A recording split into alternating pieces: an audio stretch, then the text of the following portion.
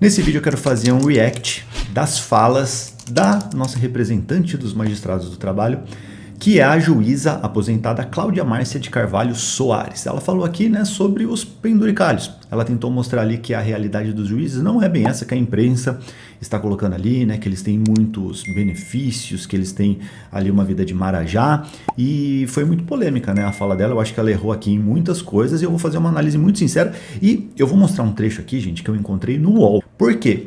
Eu tentei entrar na TV Justiça e não está aparecendo ali nenhum replay de live anterior, sabe, de alguma sessão anterior, e eu achei isso daqui muito estranho. Quero saber se vocês também perceberam isso, porque eu queria fazer aqui, né, uma análise de tudo que ela falou, mas não encontrei. E eu achei isso daqui preocupante, né? Entrei até no site da TV Justiça, não tem nada falando sobre os penduricalhos.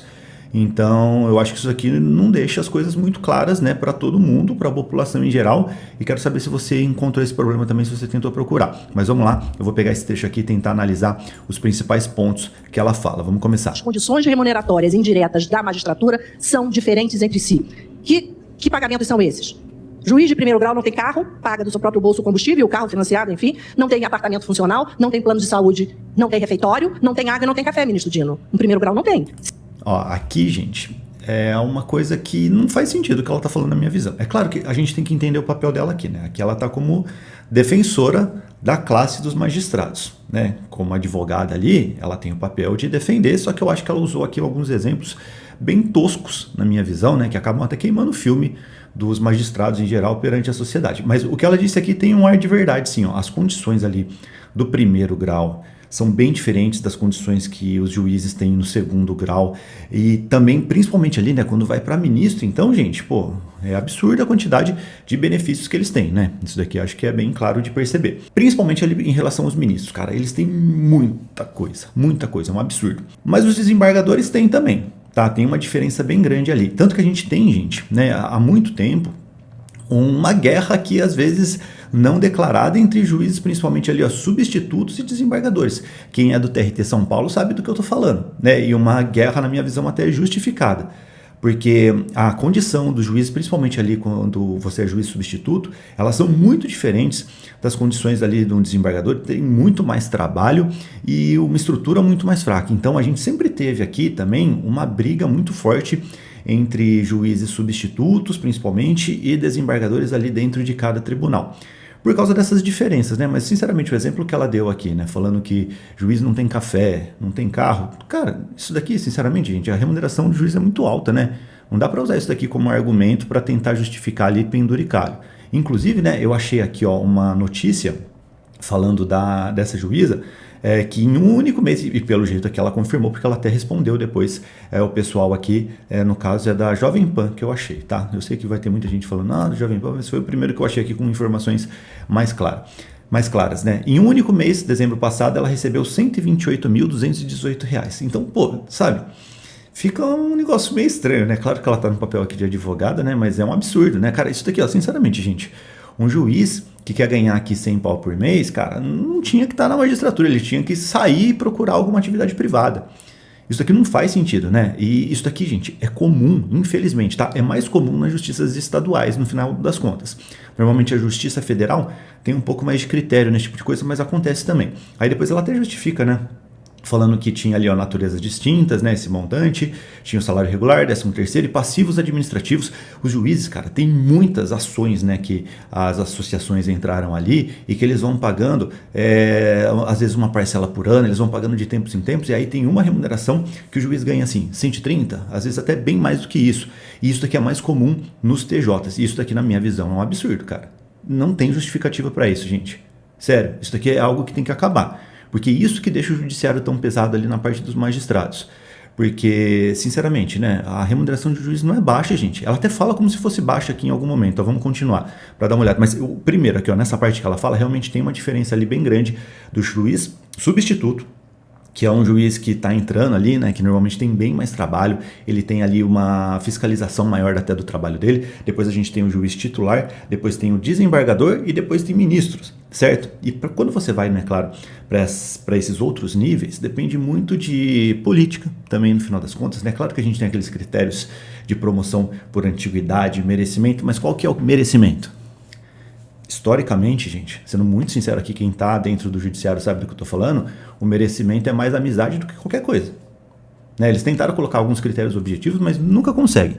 Então, cara, eu tive aula com uma professora que era desembargadora e lá no Mato Grosso do Sul.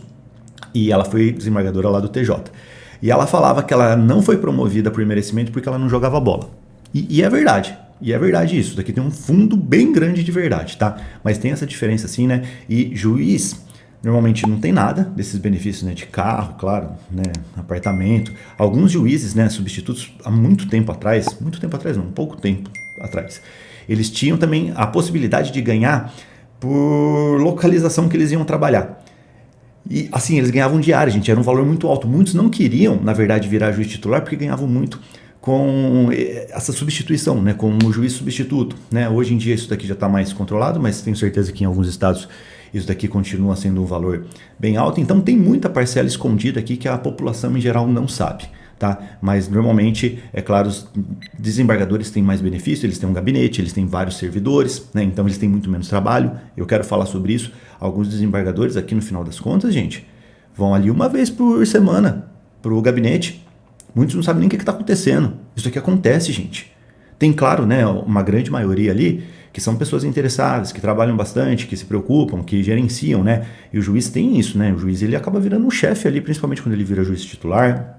Quando ele vai para desembargador, para ministro, ele vira um chefe de setor na prática. Ele tem que ter esse perfil também. Se ele quiser delargar, sabe o que significa isso? Ele consegue também, mas tem uma diferença muito grande aqui entre juízes, desembargadores, que na prática ali tem um gabinete e um carro, a mais, né, um carro com motorista, tudo mais à disposição, para ir muitas vezes uma vez por semana para o tribunal. Né? Então, a melhor vida, na verdade, sabe de quem quer? É do motorista do desembargador, que trabalha às vezes uma vez por semana. Muitos, inclusive, lá, né, no tribunal, desembargadores que gostavam de trabalhar e que achavam isso daqui realmente um absurdo, eles pegavam às vezes um motorista que tinha noção de direito ali, né, o que era formado em direito, para tentar trabalhar no gabinete também, porque sinceramente não faz sentido você ter um motorista ali para trabalhar às vezes uma vez por semana, né? Nós pagamos, eu pelo menos não estava nativa, eu pagava o meu junto com a minha equipe, né? Eles falam, o que tem isso, Cláudio? Tem sim, porque isso é indireto, o subsídio que é 46. Na primeira vara normalmente não tem cafezinho, no segundo grau, tem lá no gabinete que eu trabalhava, tinha garçom, sabe, de roupinha assim, você ligava lá e falava, doutor, tá aqui, traz um cafezinho. Ele vinha lá com um bulizinho, com chazinho e tal para servir, né, e pro juiz ele dava uma xícara. Pra gente era no negocinho de papel mesmo, sabe? Papel não, plástico, né? Que cai para uns 24 líquido, né, porque a imprensa só coloca o bruto, não coloca ali o que fica para a Previdência Social e para o imposto de renda. Não coloca exatamente que para o juiz de primeiro grau esse valor nominal é completamente diferente para o ministro ou para o desembargador. O desembargador também não tem quase nada no seu carro. Não tem mais nada também. Mal tem um lanche, pelo menos no Rio de Janeiro, eu não estou sabendo mais dos lanches. Então não tem nada. Então quando se equaliza e quando se quer moralizar e quando se fala de ética... Cara, ela fala aqui, né, como se o café fosse algo relevante, sabe? Isso daqui é um argumento, né? Depois eu até vi nessa entrevista, ela falou que ela tentou dar um exemplo, né? Que a fala dela foi distorcida, mas ela deu um exemplo, sinceramente, aqui, com todo respeito, muito tosco, para um tema sensível, né? Pô, olha o que ela está falando aqui. Ela está falando que um juiz ganha 24 líquido. Gente, 24 líquido, puro, na sua conta. É muito dinheiro, cara. Aqui, ó, sério, quem tem negócio? Pô, eu sou empresário há um bom tempo já, né? Para você tirar 24 limpo, é um trabalho tremendo. Sabe? Não é pouco, gente. Isso daqui é muito. Então, não dá para tratar isso daqui como se fosse pouco, sabe? Eu fico pensando assim, né? Porque quando a pessoa tá nesse tipo de categoria, assim, ela fica, às vezes, né, com muita amizade ali com, sei lá, com outro juiz, ela fica imersa naquele mundo e ela esquece do resto do mundo. Porque ela tá conversando com o juiz e fala, pô, nossa, a gente só tá recebendo aqui, ó, 24 mil. Né? E, pô, aí a pessoa que tá de fora, né, pensa, pô, 24 mil, pô, ganhar 2.400 aqui é uma briga, limpo ainda, né, limpo. Então, cara, sei lá, né, eu acho que os exemplos que ela deu aqui, a remuneração do juiz é muito alta, gente, isso daqui, sabe, não encaixa, não condiz. Eu acho que os juízes ganham muito bem, cara, e eu entendo, ó, eu conheço muitos juízes, né, e eu conheci muitos também que entraram mais ou menos na época que eu já era servidor, né, alguns que acabaram estudando comigo, e alguns até tinham parentes ali que eram juízes, né, o que acontece muito também, né, e não por esquema, tá, gente, porque, pô, você vê ali, imagina, eu tenho um irmão que é juiz, vejo a vida dele, e fala, pô, não é muito legal, acho que eu vou me esforçar e tentar fazer isso também, é algo meio natural, sabe? Até torna mais possível o fato de você conseguir passar num concurso, porque você fala, pô, meu irmão passou, por que eu não vou passar? Né? Meu primo passou, por que eu não vou passar? Então isso aqui é muito comum, meu pai é juiz, pô, com certeza a vida do cara já fica mais fácil em alguns pontos, não só de ter facilidade ali de contato, porque sinceramente tem um concurso, então isso daqui não, em tese, né, oremos para que isso seja verdade que eu estou falando aqui, que não aconteça esse tipo de indicação, mas facilita o processo, certo? E alguns, gente, já vem já com aquela mentalidade, entendendo, ó, quando eu entrar para juiz, eu vou entrar, minha vida vai mudar. Porque às vezes eu ganhava ali, né, sei lá, 5 mil reais, agora eu vou ganhar 24, limpo, sem contar todos os benefícios e tudo mais. E aí, depois que você entra, é difícil você aumentar a sua remuneração. Por isso que a gente tem penduricalho.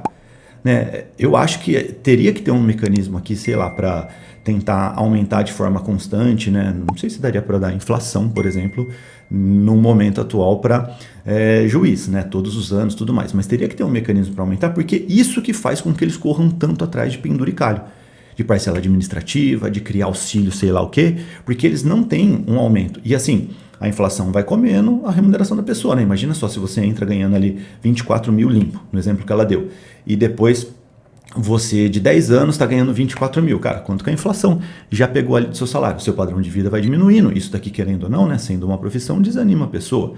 Então eu acho que a gente tem que, realmente, eles têm um lado que faz sentido, até para prevenir algumas coisas, gente. Eu conheço, por exemplo, gente que já sabe que isso vai acontecer, né? O cara entra como juiz e aí, com o tempo, ele já vai meio que tirando o pé, daqui a pouco ele vira titular, e aí ele já tem assistente, né? Começa a jogar todo o trabalho para os servidores, que é o que mais acontece na prática. Quem segura o judiciário na prática, gente, são os servidores, tá? Ainda mais quando os juízes vão subir na carreira, porque eles vão fazendo isso daqui naturalmente. Eles vão delegando, ou muitas vezes delargando ali para os servidores e tentando ter outras atividades. Sabe, às vezes com investimento, né, que é algo que eles podem fazer, às vezes dando aula, às vezes criando um cursinho, que é o que mais acontece aqui. Só que assim, é justo, né, o cara ter ali o 24 mil, ter uma remuneração muito boa, muitas atribuições e passar isso daqui para outras pessoas. Pô, eu já contei aqui algumas vezes, né, gente, quando eu estava saindo do tribunal, que eu saí do gabinete, e algumas pessoas me indicaram ali para juiz substituto, eu vim falar com uma juíza lá que queria fazer meio que uma entrevista comigo, e ela queria que eu fizesse, na prática, todas as sentenças dela, porque ela tinha acabado de ter, sei lá, gêmeos. Era alguma coisa assim, acho que ela teve gêmeos mesmo. Já tinha filho, sei lá. Ah, não, porque a minha vida está muito corrida, eu preciso que você faça não sei quantas sentenças. Eu falei, pô, são todas as sentenças que você quer que eu faça, então? Cara, se você quer priorizar a sua vida de mãe, pede licença. Sabe, o trabalho está lá, você ganha mais, né? Eu era um servidor ali naquele momento. Ganhava bem? Ganhava, mas, pô, não vou fazer o trabalho do juiz, sabe? Então, tem os dois lados da moeda, porque como eles não têm essa alavanca, que né, gatilhos constantes ali para aumentar, pelo menos, ou manter ali, pelo menos, a sua remuneração real, eles acabam pensando em outras coisas, isso daqui leva a pessoa a meio que largar o trabalho, e aí a gente vê a situação que está o judiciário, né? Com um monte de gente aí fazendo coisa errada, que infelizmente acontece, né? Onde tem muitos humanos, ali tem muita gente interessada, a maioria dos juízes eu acredito que são realmente vocacionados, muitos entraram ali, às vezes até também tem isso, né, de sem nem saber o que é um juiz faz, só queria remuneração.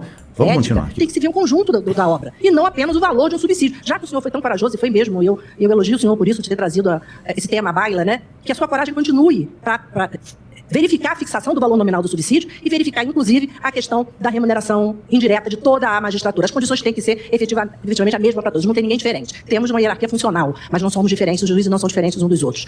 Isso daqui é uma coisa que quem é de fora, assim, às vezes não entende, tá? Porque juiz é juiz, gente. Né? O juiz de primeiro grau, ele não está abaixo do desembargador. Ele é juiz. É claro que tem ali, né, questões administrativas, que normalmente quem tem a caneta é quem tem ali, né, o cargo maior, né? O ministro tem uma caneta maior, uma canetona desse tamanho para dar uma voadora ali na categoria, às vezes se precisar, né, principalmente ali nos tribunais e tal. Tem esse poder, mas em tese ali, né, tanto que a remuneração não tem diferença no final das contas. Isso que eu acho que trava um pouco a carreira, trava até, às vezes, o tesão da pessoa evoluir para desembargador, por exemplo. Tem muita gente que acaba querendo finalizar a carreira ali como juiz titular porque não quer virar desembargador. E até porque, normalmente, gente, isso daqui não tem a ver, às vezes, com o perfil da pessoa, assim, de não querer ter mais poder. Talvez até tenha, mas é que ela não aguenta a politicagem que tem no tribunal. Tá? Porque tem uma politicagem muito forte, gente. Os juízes tratam ali, né, às vezes os políticos de uma forma totalmente diferente, né? Como se eles fossem ali pessoas mais malvadas, pessoas ruins. Mas vou te falar, os desembargadores, né? Eles fazem a mesma coisa, cara. Desembargador e ministro, eles fazem a mesma coisa que os políticos quando têm poder. Só que dentro ali, claro, das atribuições deles. Isso daqui, na verdade, gente, é um comportamento humano, né? Você me falou, onde tem muito humano, sempre vai ter esse tipo de coisa, vai ter M, sabe aquela coisa que fede, que eu não posso ficar falando palavrão aqui, faz parte do processo. Eu gostaria de falar mais, se deixar, se eu conversaria com os senhores até amanhã, né, sobre o que acontece no chão de fábrica. Eu sou juiz do trabalho, a minha expressão é chão de fábrica, né? Então, o que acontece no chão de fábrica? O que acontece com o juiz titular e substituto, que está lá no interior do Pará, agora em Ubar, depois dessa enchente, o que esteve em Porto Alegre na enchente daquela época? É um sentimento, ministro, de dissabor, não pela profissão em si, porque todo mundo é vocacionado, todo mundo gosta do que faz. Aliás, gosta tanto do que faz, ministro Fachin, que em Florianópolis, em dezembro, onde teve a entrega do resultado do Justiça em Números, eu assisti, ministro Gilmar Mendes. Aqui ela está entrando num aspecto mais de querer mostrar que todo mundo ali é vocacionado e não é. Vamos combinar, né, gente? Quem aí, por exemplo, já foi fazer uma audiência sabe que não é. A gente tem muito juiz que está ali só com o corpo hoje, né, por várias coisas, né, porque o sistema bate. Eu acho que a gigantesca maioria das pessoas entram ali muito vocacionadas, né, porque elas querem realmente fazer a diferença. Claro que o salário é um grande atrativo, mas não é só isso. Normalmente, eu acho que juiz, principalmente, eles entram mais até pelo tesão de ter poder do que pela grana em si. Só que não é todo mundo que é vocacionado, gente. A gente sabe que, infelizmente, até pela estrutura de prova e tudo mais, quem tem mais chance de passar em um concurso desse daqui não é a pessoa que trabalha muito forte. Não é um advogado, às vezes, tão ativo. Tem muita gente que já tem uma estrutura familiar melhor e tudo mais, que fica ali para pegar aqueles 3 anos de experiência da magistratura, fica só assinando petição. Não trabalhando de verdade, não atuando ali no judiciário para pegar aquela experiência, que é o que a gente quer, né, que um juiz, claro, tenha ali uma experiência. E isso daqui, gente, né, esse sistema traz muita gente que não sabe nem o que é trabalhar, no final das contas. E aí pega, né, e vai trabalhar como juiz substituto, fica às vezes frustrado, porque é um volume de trabalho absurdo, a pessoa nem sabe direito o que está acontecendo, ela não tem experiência e acaba se frustrando um pouco. Isso daqui tem um reflexo lá na frente da carreira. Não é todo mundo que é vocacionado, não. Tem muita gente que está ali pelo status, só pelo dinheiro e acaba largando mão depois, tá? Então, mas assim, gente, claro, né, isso daqui, poucas pessoas às vezes, na proporção, tem esse perfil de ser aquele zoião, interesseiro e tudo mais, que não está pensando ali realmente na carreira, só que isso faz muita diferença, né? Eu acredito que a maioria dos juízes, dos servidores, isso daqui acontece com todo mundo, gente, inclusive com o servidor, né? Tem servidor que entra lá e fica encostado, tá só o corpo lá, né? Já falei muitas vezes sobre isso, depois escrevi um livro sobre isso no final das contas, né? Melhor trabalho do mundo. Contei muitas coisas ali em relação a juízes, a servidores e tudo mais, algumas coisas que eu estou falando aqui até, né? De uma forma mais estruturada. Então não é todo mundo que é vocacionado, não. Tá? E isso daqui, gente, é uma das coisas assim que eu acho que tinha que ser levado mais a sério em todos os campos, para servidor e para juiz também. Cara, não é vocacionado, não está entregando trabalho, tem que cortar. E isso daqui, gente, sabe, não tem essa de estabilidade ou vitalicidade aqui, no caso dos juízes, né? Não tem que ter essa defesa, cara, porque tem um mecanismo para isso. A pessoa fez coisa errada, tem que tirar. Sabe, não quer trabalhar, não produz, tem que tirar. Você ganha muito bem para isso. Tá? E você que quer entrar, sabe? Não fica com essa situação, não, tem que proteger. Não tem que proteger nada, cara. Se a pessoa faz coisa errada, se ela não entrega, tem que sair. E assim, gente, ó, sinceramente, cara, acho que até os juízes, cara, eu teria vergonha, sendo muito sincero, de ter o meu nome ali, eu ganhando 100 mil reais como juiz, cara, porque não vale isso, gente. Você tá de brincadeira comigo, né? Quer ter dinheiro, cara, vai montar sua empresa, sai, né? Tem muitos juízes aí que saem para ganhar mais dinheiro nas empresas. Só que assim, né, não é necessariamente que você é juiz que você vai ganhar 24 pau limpo em uma empresa. Então muitos ali não largam o osso. E esse daqui que é um grande problema. Acho que teria que ter até um mecanismo aqui para pessoa que quiser largar o osso, largar. Enfim, vamos ver. E eu fiquei emocionada, porque parecia quinta série. Como os juízes ficavam felizes de terem ganhado o prêmio, e festejavam, e gritavam, e batiam palma. Foi uma felicidade, o senhor estava lá dirigindo os trabalhos, o senhor viu isso. E eu naquela hora pensei, temos juízes em Berlim. Temos sim, porque os juízes são operosos, ministro Fachin. Os juízes brasileiros trabalham. O CNJ tem aí, a Justiça em Números, o resultado. Nosso resultado é muito bom para a estrutura de trabalho que nós temos. Então, isso daqui é verdade, gente, porque se você contar a estrutura e o que o judiciário entrega em geral, principalmente o judiciário federal, né, que TRTs, principalmente, que eu tive mais contato, eu sei que entrega muito. É caro? É. Né, mas isso daqui é um problema sistêmico, né? A gente tem um problema aqui que não é só do judiciário, na verdade, tem da classe dos advogados que entra com um monte de aventura jurídica, né? Nós temos um país que é muito voltado para a judicialização E é caro, mas resolve, sabe? Agora, assim, né? Por mérito só dos juízes? Não, né? Normalmente os servidores é que segura o BO, gente. Então, os juízes realmente trabalham bastante, né? Juiz substituto, gente, não tenham ilusões, tá? Você vai entrar como juiz substituto, você vai trabalhar bastante. Inclusive, tem uma questão de perfil aqui, né? Que eu falei muito no livro, inclusive. E já gravei alguns vídeos sobre isso. Cara, se você quiser ser juiz e se você for encanado em trabalhar, em entregar, né, aquilo que a sociedade espera de você, aquilo que, sabe, que aparece ali na sua frente e você vai tentar resolver, você tem uma grande chance de ficar doente no final das contas. É algo bem difícil, gente. É enxugar gelo, sabe? O serviço não acaba. Por isso que eles são bem remunerados, na minha visão. E você tem esses dois perfis aqui, né? A pessoa que absorve o trabalho e quer resolver e que não vai ficar delargando. Claro que a pessoa tem que aprender a delegar, tem uma equipe ali às vezes que pode ajudar. O substituto normalmente hoje tem pelo menos um assistente ali, né, que consegue ajudar, tal. Você precisa desse tipo de ajuda. Só que você tem que assumir a maior parte das responsabilidades. E isso deixa muita gente doente. Por isso que a gente vê tanto juiz doente. Isso daqui, gente, não é frescura, é porque é muito trabalho. Provavelmente essa pessoa tem esse perfil aqui de querer resolver as coisas, que seria o meu perfil, cara. Eu ficaria muito doente, eu acho, se eu tivesse que trabalhar aqui num tribunal. Já falei sobre isso, né? Como juiz, né? Como servidor eu já fiquei, imagina se eu fosse juiz, o bicho ia pegar. E tem outros que larga a mão, simplesmente assim, sabe? Então larga e vai deixar na mão de outra pessoa ali e vamos viver. E esse cara aqui é o que evolui na carreira. Isso que machuca, gente, os juízes, principalmente os vocacionados, né? Eu conheci vários juízes, cara, que trabalhavam demais e assim, dificilmente eles são recompensados com uma evolução na carreira mais rápida. Normalmente é o contrário. Os juízes que eu mais conheço, assim, que trabalham muito, tiveram problemas até em relação a isso.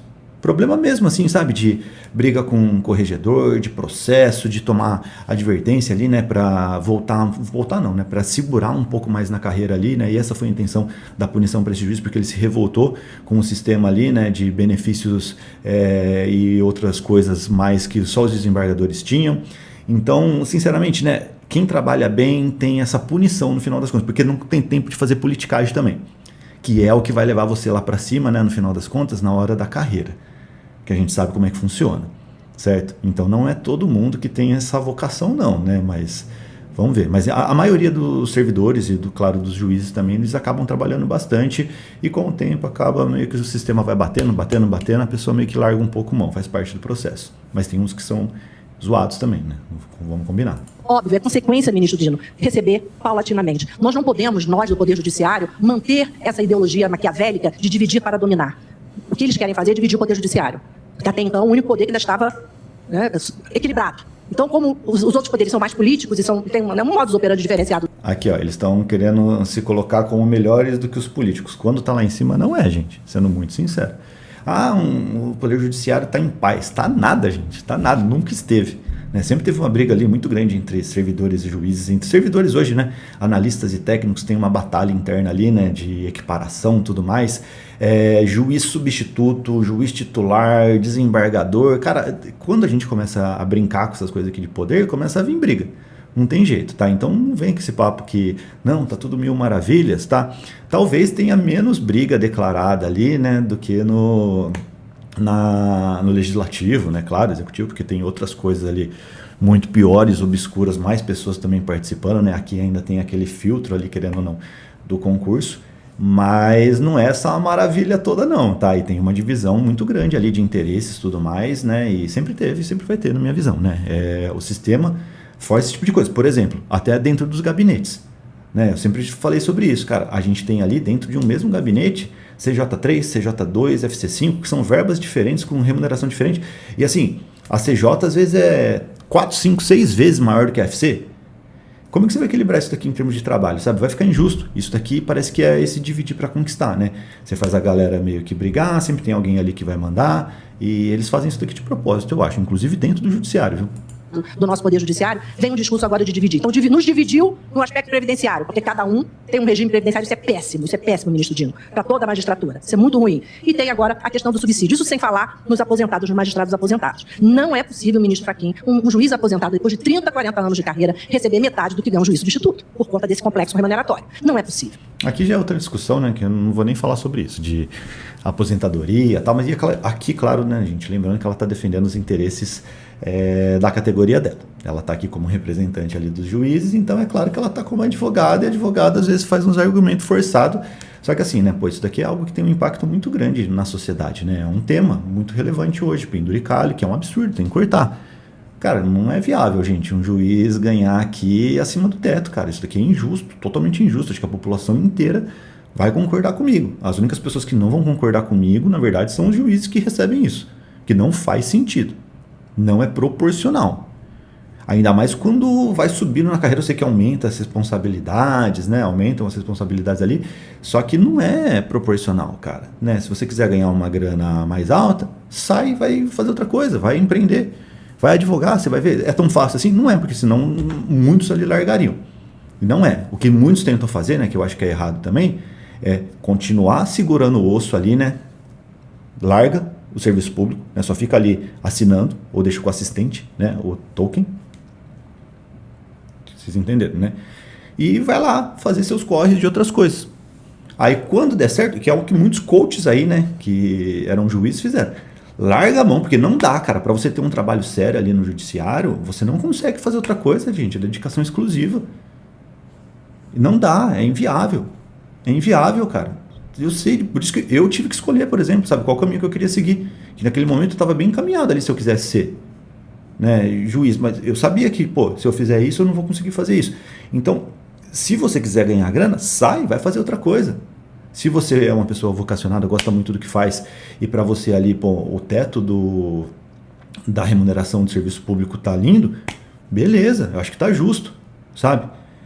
Então tem muitos pontos aqui, né? Mas eu acho que as falas da nossa Cláudia Márcia aqui, né, não foram muito legais, não, até porque isso daqui, pô, tá sendo transmitido hoje em dia, não é assim, né, mas sessão fechada, que ninguém vê os argumentos e tal, enfim, isso daqui teve uma repercussão muito forte, muito negativa, eu acho que acabou piorando, né, a situação dos juízes. Porque, beleza, né, que claro, né, alguns vão colocar só cortes aqui, não vão falar disso que eu tô falando, por exemplo, que o juiz entra e não tem uma recomposição, eles não vão falar isso. Mas do jeito que ela falou aqui, né, esse negócio que não tem lanche, sabe, isso aqui é relevante, né, gente, você ganha 24 pau.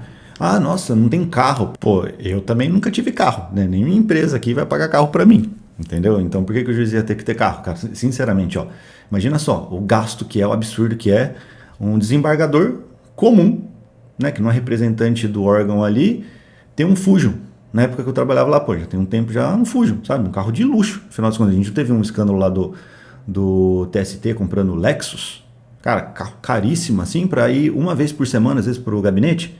E o motorista lá também vai trabalhar uma vez por semana só para levar o desembargador. Cara, sabe, não é proporcional, gente. Isso daqui, na minha visão, carro oficial, por exemplo, quem tinha que ter é só representante do órgão. Né, o presidente, talvez ali, né, o corregedor, que às vezes pode ter que viajar mais e vai ter que ter um carro, não necessariamente um carro de luxo, precisa.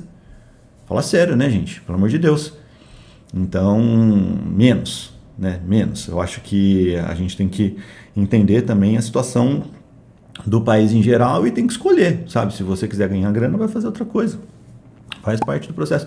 E, inclusive, quero saber agora a sua opinião sobre tudo isso que foi dito aqui, né? O que eu disse, o que a ex-juíza, né, Cláudia Márcia de Carvalho Soares disse aqui, e eu acho que piorou realmente a situação dos magistrados, que isso daqui, cara, queimou muito filme, e quero saber o que está acontecendo aí, que a TV Justiça tirou, né, do ar.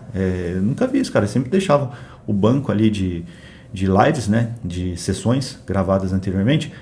Gostou do vídeo? Deixa sua curtida. Não gostou? Deixa descurtida. Se você quiser saber mais aqui sobre a verdade dos bastidores, né, do serviço público em geral, veja o livro que eu escrevi, tá? Que a gente lançou aqui a versão física, inclusive, né? Tem lá no aplicativo da Aprovação Ágil a versão digital, mas tem também a versão nova aqui, a segunda edição pela Ridel. É o melhor trabalho do mundo, Diário Secreto do Servidor Concursado. É um livro bem legal que mostra a minha vida ali de 10 anos no tribunal, né? Como técnico, como analista, convivendo ali com muita gente, muito servidor, muito juiz.